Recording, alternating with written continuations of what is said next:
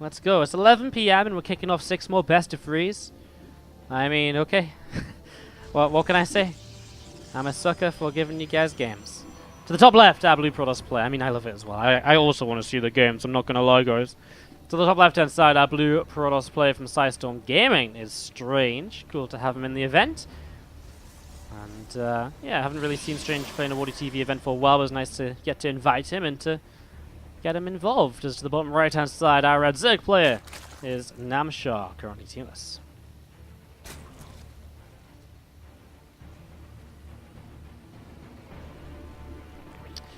Alright, so how's everyone feeling? How's everyone doing? We kick off with this Strange Namshar series. So if I'm not mistaken, the order we'll do these matches in is Namshar versus Strange, Clem versus Strange. Namshar versus Strange, Namshar versus Clem, Clem versus Strange, Showtime versus Namshar, Showtime versus Clem, Showtime versus Strange. That's the goal, that's the idea. That's what we're going to be going for here as we kick this off and get a rolling in game 1 of this best of 3. Just a nice peaceful startup in the ZvP. Nexus coming down, even in Nexus first, so really no aggression at all out of the Protoss player immediately here. We'll see if he does go up in towards the double gate or not in the near future. And there it is actually, straight away double gate coming down. So he will apply a little bit of pressure behind this generally. A couple of adepts can do a good job at forcing units out. And just keeping Namshar away from just droning heavily. And, it's really exploitable, actually, because you're forcing a few units, while also Corona boosting out of 2 Nexus in terms of workers. Obviously, that worker count then builds up nice and quick, and you get into this point where you do generally have a very strong economy. Again, let me know if you're still out there in the chat. Let me know if you're tuning in. Let me know if you're excited to watch some Group C action. Because, again, I know a lot of you guys were asking for it tonight. So here you go. You're getting it. Keeping these games rolling as we just have this probe coming over and just watching for the third hatch being taken. And, of course, if possible, it would be great to delay this for just a little while as well. Walgren78 coming in with the $5 sub as well. How you doing, buddy? What's up? How's life treating you? I'm pretty sure that's, you've been subscribed before, right? Your name's familiar enough to me, I believe. What's up? Thank you for rejoining the family. Unless you really are brand new sub, in which case, welcome, but I'm like a 85% sure that you have been a sub before, so welcome back. I'm gonna go for it. Sometimes I should just have confidence in myself and just say it, then I look all just like, whoa, what, do you remember that guy sub to you? Yeah, guys, because I love my subs, Thank you so much. Let's see some Wardy hearts in the chat, please, for Walgren. Thank you for subscribing, bro. Honestly, this is crazy. We're only 12 subs away from... we're only 12 subs away from 350 sub points. You're just donating usually? Well, I knew your name was familiar from somewhere. Fair enough. See, I still remember your name, though. That's what counts, right? No adepts, by the way, from Strange, not right away. He actually went Stalker Sentry opening, which helps him to deflect Overlords and actually stay very safe in case of a Link Flood, etc. As we're just going to be seeing this Zergling moving around. Thank you, though, for the sub. Do appreciate it. And again, only 12 subs away from 350 sub points, which is a brand new sub emote slot. Are we crazy enough, guys? We went up 17 subs during Group B. Can we do 12 subs in Group C? Question mark face? Possibly. Maybe. We'll see. Hydrogen coming down here from Namshar. Nice and quick, obviously, off of this lair. So just going to be seeing the workers jumping into gases and... Yeah, actually a very fast lair to get this down already. Like, this is a super... Like, this wasn't even a 4-minute lair, right? This is like a 3-minute lair. Or like a 3:15-ish, I guess. Wow. Well, Namshar generally from this will go for a very aggressive Link Hydra push. Or some very fast lurkers. I mean, those are the 2 options which really open up to you very quickly now off of this line. For now, it will be muscular augments, and so it looks as though build up into some aggressive Link Hydra early on in this game, as we do just see the third Nexus is already setting up here from Strange with this Glaives and +1 on the way. That's his follow-up to just, I mean, not even a follow-up, I guess, just his initial setup, really, in this game, because he hasn't really done much with this Nexus first, just giving us a very passive setup until now. Overseer just comes in and scouts pretty much everything. Doesn't necessarily know that it's glaives just yet, but as he sees this number of adepts, he'll get a very good idea. Leveling Hydra in production, Namshar should get enough up to deflect this without too much issue in the next couple of seconds. Just before this attack comes in, what's up, Joe Weedson with the Twitch Prime sub? Well, okay, now you only need 11 more subs in Group C, and we've made it. Thank you so much for subscribing with Twitch Prime. Thank you so much. Do appreciate it. Some Wardy hearts in the chat, please, fam. For a brand new member of the Wardy family. The Dev's going to shade back once again towards the center. Is going to see these Adepts still pushing over the right-hand side. Hatch takes a couple of shots, but not really too much.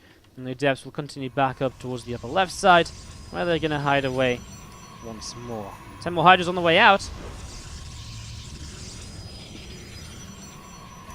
Again, Namshar just sticking around the 53 worker mark here as he builds up at this stage. And it's kind of a scary army to have against like an Adept Sentry sort of setup, because you know, you're very likely going to transition into just more gateway units for a while, and in general, I mean, Adepts are, they're good in the low numbers, they're good at overwhelming. This number of Adepts isn't really overwhelming though, and so Namshar will probably get quite a bit done with this as he pushes forwards initially. Observer will see everything happening, notice Hydra's still just streaming through the center of the map at the moment. This Observer, unobserved, I don't even know what to call it right now, like, Observer mode. Yeah, I guess unobserved is the way to say it. Well, nice force fields initially. The shield batteries will, of course, help out. And the Ling is trying to get away just a little bit here. So far, a good job being done. Shield battery now out of energy, but there's another in the back which is still helping out, especially for the cannon. Ling is now on top, though. The sentries are out of energy. No Guardian Shield to be used against these Hydras. And Namshar is just breaking through right away. Some more Adepts warping in, and Namshar is destroying this right away here. I mean, those Adepts are going to keep on falling. This third Nexus in general is going to be in so much trouble. Strange, is he just going to straight up die this? I mean, obviously it really seems so. A whole bunch of probes going down, 20 workers killed, and Namshar, well, he's just going to keep on cleaning it up here. I mean, this shield battery goes down, this Nexus will be falling. And as this Nexus falls, I mean, it just keeps on opening opportunities, right? We're just going to see these couple of gates going down as well. A couple more gates getting picked away at, and again, the Lings just continue to surround, deal damage. That's going to be that. Lings and Hydras and Namshar will just come back up the ramp, but still just trying to see what they can do. Let's have these Lings up top, nibbling their way through another Wolf Gate.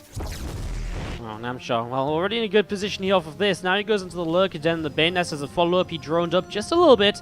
I imagine he'll keep on droning towards 70 or so to get this fourth base really active. No need to push in towards the two base products, especially if there's going to be a Colossus here. Better to just wait it out, wait for those lurkers, wait for his tech to come up, his economy to kick in, and of course then he's going to really be in a position to, well, just play out his advantage from this point. So, looking very good right now for Namshar in this game number 1 of this best of 3. It's currently Lings and Hydras coming back in towards the center of the map. And we're just going to see his Overseer could have given him vision to get this Observer, but doesn't quite manage to in the end. Nexus getting thrown down on the third base, and Nexus drops. Meanwhile, these units are still gathering themselves up. Lurker Den is still seconds away. Lurker Den takes so long to build. 86-second build time is the longest structure to build in the game in terms of individually. I think Aspire into Great Aspire is just a little bit longer, but obviously that's kind of combined. Obviously the Lurker Den you need to build the Hydra Den before as well, though, so it does add up. Spire on the way just to deal with the Colossi, generally just going to be kind of like 8 to 10 Corruptors. Be able to target down those Colossi nice and easily at the start or during the fight. And obviously from there you get yourself into a great position to move forwards from as we set up to this top side. A bunch of sentries are gathering up on the third Nexus, and again, Hydra Bane continue to build on up here. A couple more Stalkers setting up too. We've seen the Hydras coming across to pick off a hallucination there. Up in the main base. Well, now we do see these Stalkers, Sentries, Adepts all coming over to the right-hand side. Just a bunch of Lings and Banes setting up here too, and getting ready to perhaps move forwards. A couple more Stalkers, a couple more Sentries warping, and this could be the push to decide this game more or less. Namshar's Corruptors are on their way. They're not here yet. He'll pull away from the fourth base. He's going to try and fight into it now. I mean, okay, Strange put some good force fields down. It's kind of why you need the Corruptors, right? Because even during this, the Corruptors are going to be picking away at those Colossi. And once the Colossi go down, Stalkers and Sentries are just nowhere near as much of a threat. There's still so many force fields available in this army, which means that well, the damage output isn't actually that huge beyond the Colossus. And so another reason why, well, just the Corruptors getting rid of that Colossi will be very important in this next few moments.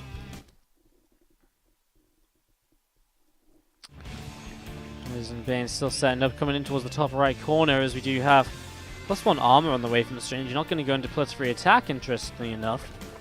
Maybe just because +1 armor finishes soon. I mean, generally you'll just see attack upgrades all the way through in a PvZ, especially with Colossi. Now, those attack upgrades do go a long way.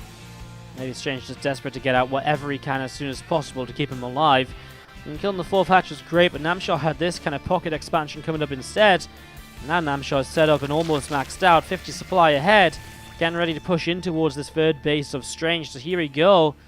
Is he going to go just now? Apparently not. Waiting a few more moments, maybe for +1 flyer attacks, 14 seconds.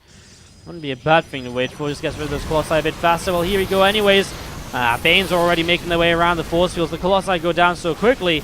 Namshar pulls back for a moment or two, and, well, I mean, the force fields were good initially, but now there's not really that many to keep it going, and again, there's just not really damage output, because so much of this army is made up of sentries. The sentries don't deal damage, they modify the map. And so they're going to be just continuing to see this Hydra force pushing on through. Namshar definitely does seemingly have enough to take in number 1 of this best of 3. It's a GG from Strange. Namshar goes up in this series.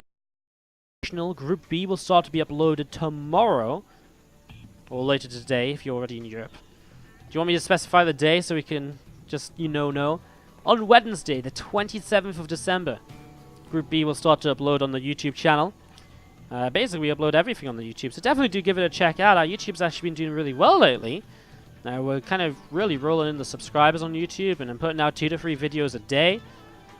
Putting out some non-VODs as well, so some stuff like podcast episodes, and there's going to be some more kind of YouTube-focused content in 2018, so yeah, check it out, youtube.com/WardiTV. You can !YT in the chat for a direct link. I'd love to have you guys join us on the YouTube, and again, if you miss any of the games, they're generally going to be put up there. Talking about watching games you miss, at sometime this week, we are going to make the switch to WardiTV going 24/7, because I bought myself a new laptop as my Christmas present to myself this week. So I bought myself a new laptop, which means my old laptop now can move full-time into the studio, which means that we can basically rebroadcast 24/7. And now I know some of you guys don't like rebroadcast, but this is going to be the best kind of rebroadcast, where we literally have game after game after game. Like, no breaks, no downtime. Like, it's not going to have the breaks included that are usually on stream. It's going to have all of that cut out. It'd be basically like watching YouTube VODs on the Twitch channel. So that's going to happen sometime this week. Kind of exciting. Everyone's doing this vodcast thing now. Well, we're going to one-up them. We're going to go full, you guys can literally just watch StarCraft 2 all day, every day, as the plan, is the goal, is the target.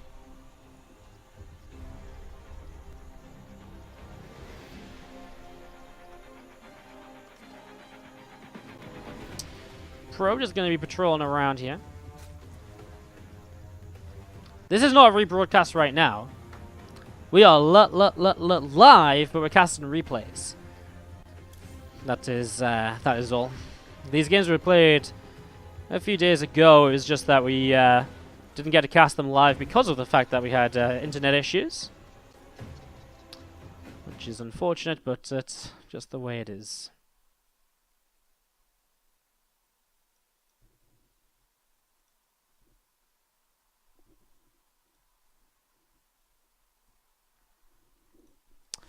Just going to see the Stalker poking away that Overlord. Sorry guys, I'm just tabbing out a moment, which is why the music's gone off.